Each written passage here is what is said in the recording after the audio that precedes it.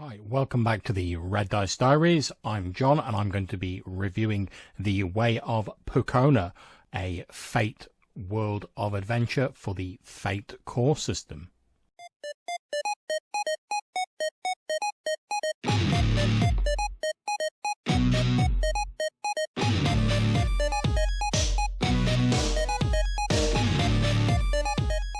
So, as I say, the Way of Pukona is a world of adventure for Fate Core from Evil Hat Productions. It's written by Philippe Real, who was kind enough to send me a review copy of this PDF, although it's also available as Pay What You Want from Drive-Thru, and I'll put a link in the description of this video. It's a full-colour PDF that is 55 pages long. So, okay, for this review, I'm going to be trying out a slightly condensed style of reviewing to make it easier for people with busy lifestyles to listen to. I know that I struggle to find time to listen to longer YouTube reviews. It's one of the reasons why I've been doing more podcast-based stuff recently. But anyway, let me know what you think, and let's crack on with the review.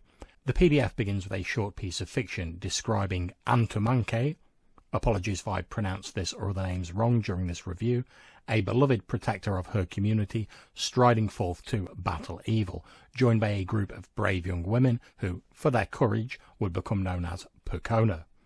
I know I've talked a lot recently about my dislike of unnecessary and lengthy fluff in games, so it's great to see a supplement doing it right. This piece of fiction is short, punchy, but it neatly sets up the theme of the game. We move on to the introduction, which is more formally sets down the aims of the game. Players will take on the part of Pukona, young warrior women who defend their community, chieftain against natural and preternatural threats. This Fate world is based on an interpretation of the Mapuche, again, apologies if the pronunciation is incorrect, people of south-central Chile and southwest Argentina. It's not a group or a culture that I am familiar with, but it certainly sounds very interesting. The author is at pains to point out that this is their interpretation of this mythology and culture and shouldn't be taken as any sort of historical treatise. We waste no time in moving on to a description of the Mapuche people and their perception of themselves as guardians and tenants of the lands in which they dwell. We get an interesting breakdown of their cosmology, if you will, or their beliefs, ranging from the Wenu Mapu, or land above, to the Minch Mapu, or land below, a subterranean region inhabited by harmful preternatural beings.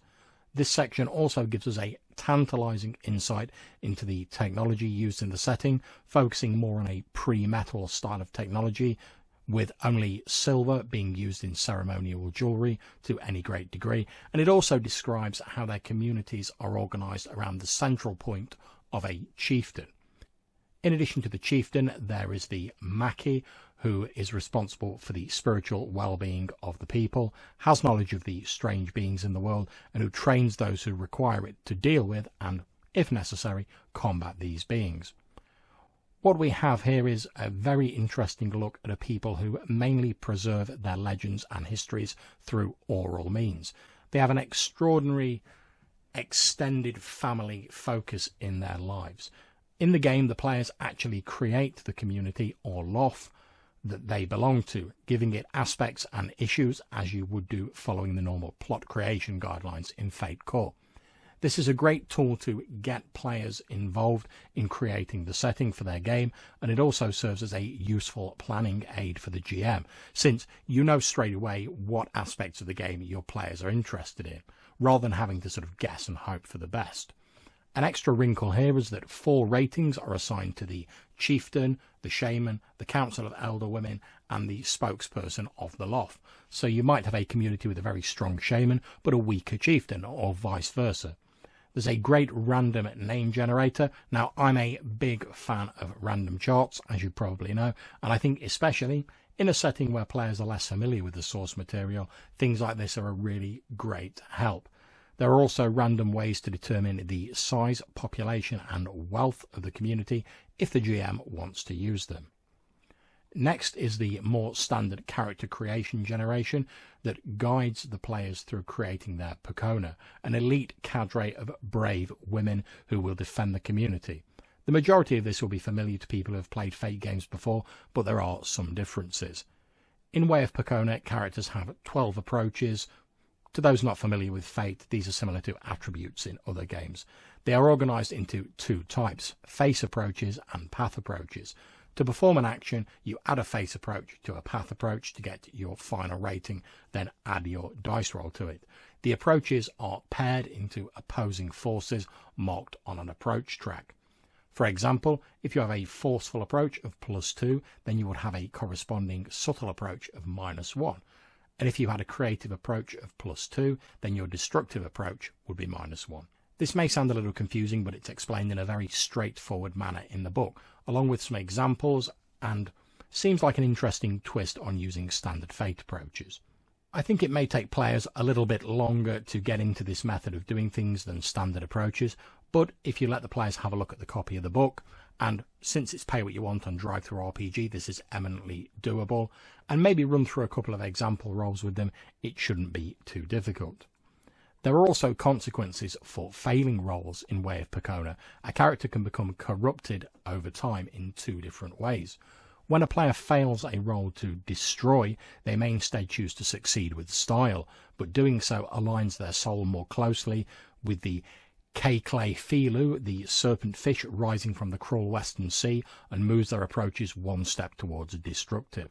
In a similar fashion, a failed selfish roll may succeed, but shift their soul closer to becoming a wing car, a foreigner who cares only about their personal gain at the expense of the land and the community.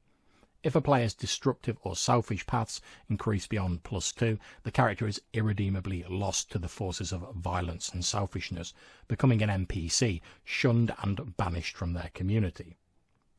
Stunt creation and advancement is fairly similar to standard Fate rules, although with a few minor tweaks to take into account the earlier rules alterations.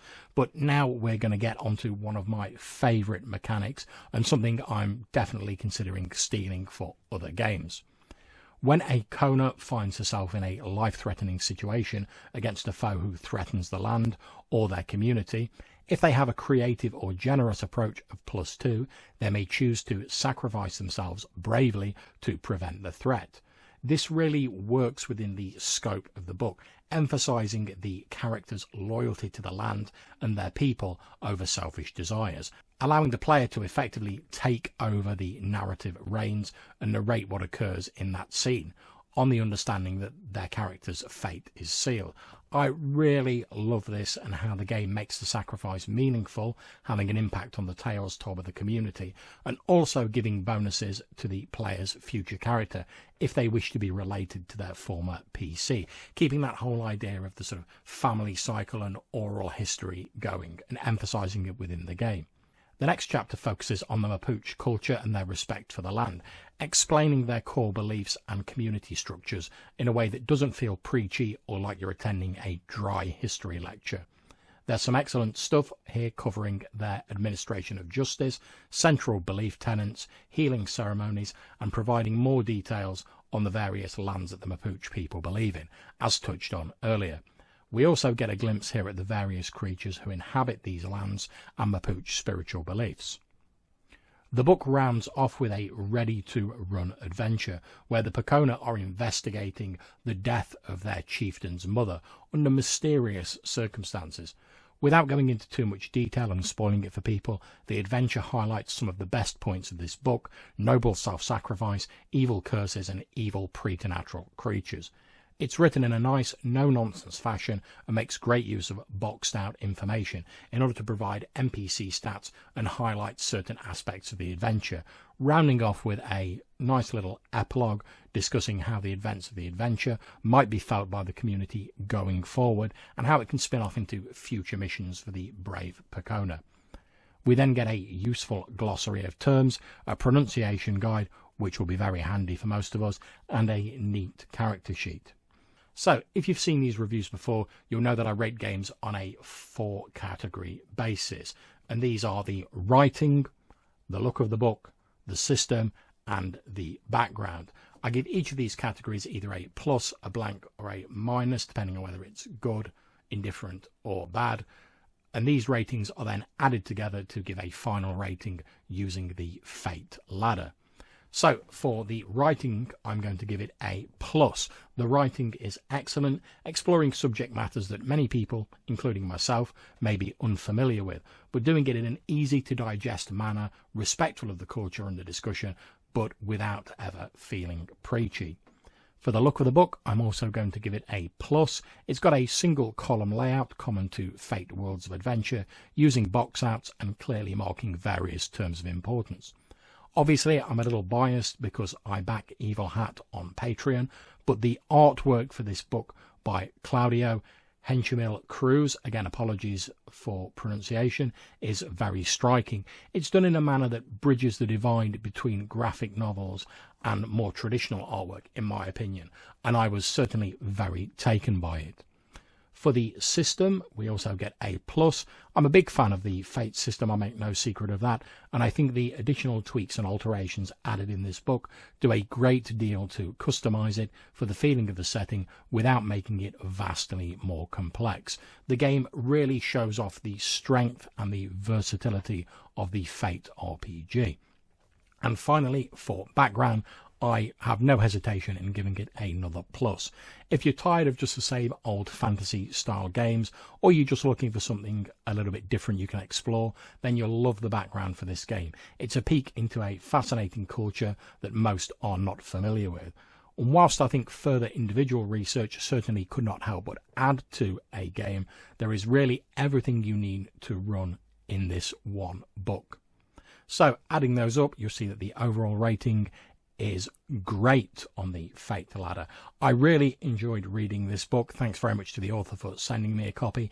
It immediately started to conjure ideas for adventures and potential stories based on this really interesting culture, and definitely shines a spotlight on what is great about the Fate RPG system.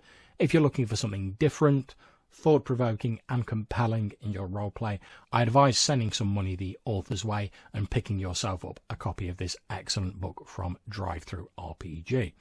So there we go, that is my review for the Way of Pukona, a world of adventure for Fate Core.